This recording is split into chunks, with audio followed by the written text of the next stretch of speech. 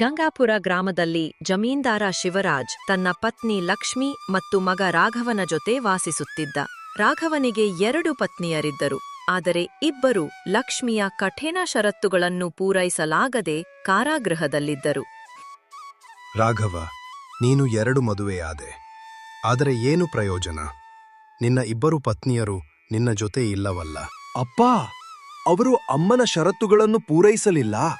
ಇಲ್ಲದಿದ್ದರೆ ಅವರು ಕಾರಾಗೃಹದಲ್ಲಿ ಇರ್ತಿರಲಿಲ್ಲ. ಚಿಂತೆ ಮಾಡಬೇಡ ಮಗ, ನಾನು ನಿನಗಾಗಿ ಸೂಕ್ತವಾದ ಹೆಣ್ಣನ್ನು ಹುಡುಕುತ್ತೇನೆ. ಲಕ್ಷ್ಮಿ, ನಾನು ಹೊರಗೆ ಕೆಲಸದ ಮೇಲೆ ಹೋಗುತ್ತಿದ್ದೇನೆ, ಸಂಜೆಗೆ ವಾಪಸ್ ಬರುತ್ತೇನೆ.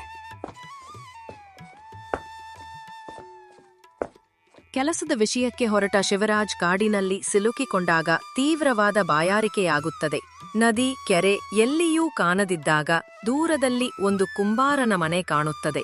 ಅಲ್ಲಿ ಯುವತಿಯಾದ ಕಮಲಾ ಸುಂದರವಾದ ಮಡಕೆಗಳನ್ನು ತಯಾರಿಸುತ್ತಿದ್ದಳು. ಮಗಳೇ, ನಾನು ದೂರದಿಂದ ಬಂದಿದ್ದೇನೆ, ಬಾಯಾರಿಕೆಯಾಗಿದೆ, ಸ್ವಲ್ಪ ನೀರು ಕೊಡುವೆಯಾ?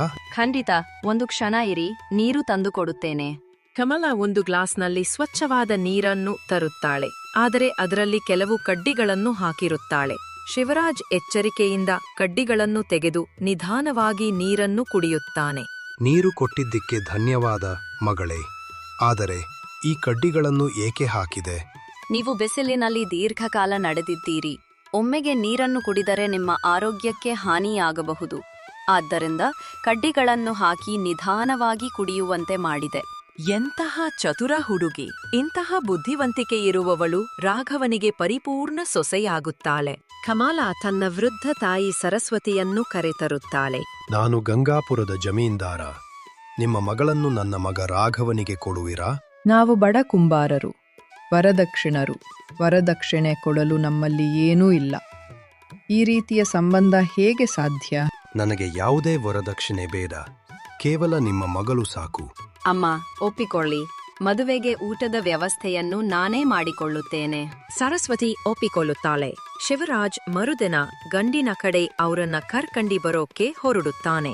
ಕಮಲಾ ತನ್ನ ತಾಯಿಗೆ ಹೆಣ್ಣಿನ ಕಡೆಯವರೆಗೆ ಕರೆಯಲು ಮತ್ತು ಒಂದು ದೀಪ ತಯಾರಾಗಿಡಲು ಹೇಳುತ್ತಾಳೆ. ಗಂಡಿನ ಕಡೆ ಅವರನ್ನ ದಾರಿಯಲ್ಲಿ ಬರುವಾಗ ಕಮಲಾ ಅವರನ್ನು ಭೇಟಿಯಾಗುತ್ತಾಳೆ.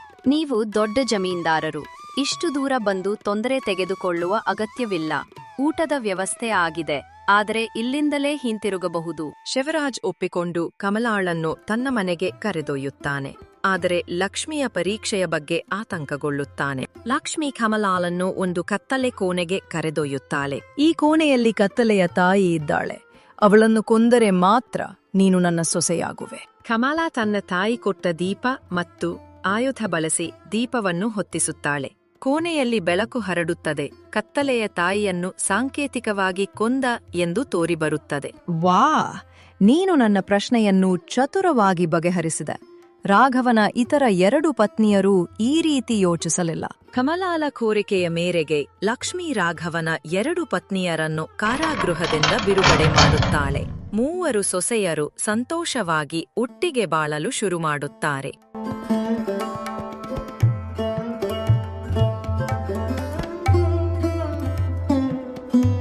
ಕೆಲವು ವರ್ಷಗಳ ನಂತರ ರಾಜ್ಯದಲ್ಲಿ ತೀವ್ರ ಬರ ಉಂಟಾಗುತ್ತದೆ. ಜನರು ಆಹಾರಕ್ಕಾಗಿ ಹಂಬಲಿಸುತ್ತಾರೆ. ಶಿವರಾಜ್ ತನ್ನ 3 ಸೊಸೆಯರಿಗೆ ತಮ್ಮ ಮನೆಗೆ ಹಿಂದಿರುಗಲು ಹೇಳುತ್ತಾನೆ. ನನ್ನ ತಾಯಿ ಈಗ ಇಲ್ಲ.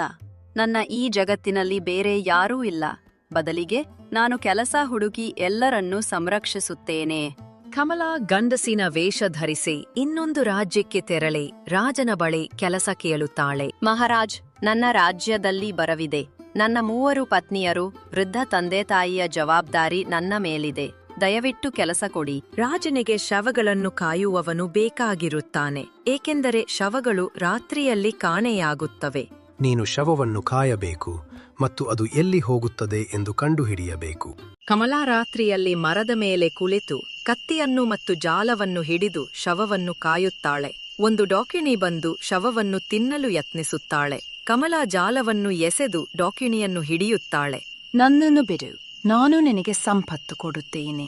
ನನ್ನ ಮನೆಗೆ ಬಂದರೆ ಒಂದು ಚಮತ್ಕಾರಿಕ ಡಬ್ಬಿಯನ್ನು ಕೊಡುತ್ತೇನೆ. ಕಮಲಾ ಡಾಕಿಣಿಯನ್ನು ಬಿತ್ತು ಒಂದು ಚಮತ್ಕಾರಿಕ ಬಟ್ಟೆ, ಡಬ್ಬಿ ಮತ್ತು ಒಂದು ಉಡಾನ್ ದಸ್ತಾವನ್ನು ಪಡೆಯುತ್ತಾಳೆ. ಈ ಡಬ್ಬಿಯಿಂದ ಯಾವುದೇ ಆಸೆಯನ್ನು ಈಡೇರಿಸಬಹುದು. ರಾಜನ ಮಂತ್ರಿಗೆ ಕಮಲಾಳ ಮನೆಯ ಸುಂದರ ಪತ್ನಿಯರ ಬಗ್ಗೆ ಗೊತ್ತಾಗುತ್ತದೆ. ಅವನು ರಾಜನಿಗೆ ಒಂದು ಯೋಜನೆ ಸೂಚಿಸುತ್ತಾನೆ. ನೀನು ಒಂದು ರಾತ್ರಿಯಲ್ಲಿ ಒಂದು ದೊಡ್ಡ ನದಿಯನ್ನು ರಚಿಸಬೇಕು. ಇಲ್ಲದಿದ್ದರೆ ದೊಡ್ಡ ಗಂಡಾಂತರಾಗೆ ಒಳಗಾಗುವೆ.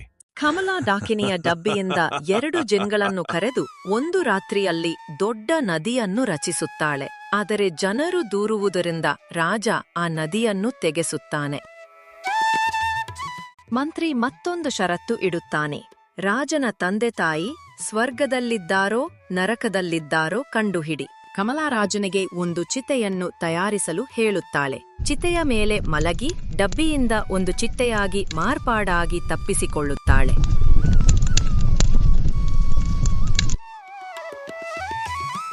ಕಮಲಾ 8 ದಿನಗಳ ನಂತರ ವಾಪಸ್ ಬಂದು ರಾಜನಿಗೆ ಹೇಳುತ್ತಾಳೆ. ನಿಮ್ಮ ತಂದೆ ತಾಯಿ ಸ್ವರ್ಗದಲ್ಲಿದ್ದಾರೆ, ಆದರೆ ಅವರಿಗೆ ಒಂದು ಮಂತ್ರಿಯ ಕೊರತೆ ಇದೆ. ನಿಮ್ಮ ಮಂತ್ರಿಯನ್ನು ಕಳುಹಿಸಿದರೆ ಚೆನ್ನಾಗಿರುತ್ತಿತ್ತು. ಸೈನಿಕರೇ, ಮಂತ್ರಿಗಾಗಿ ಚಿತೆಯನ್ನು ತಯಾರಿಸಿ.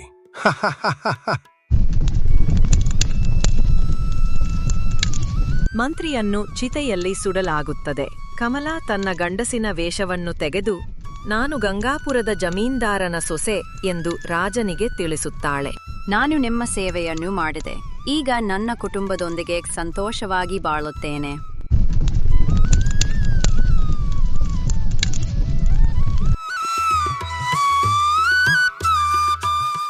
ರಾಜ ಒಪ್ಪಿಕೊಂಡು ಕಮಲಾಳನ್ನು ಗೌರವದಿಂದ ಕಳುಹಿಸುತ್ತಾನೆ.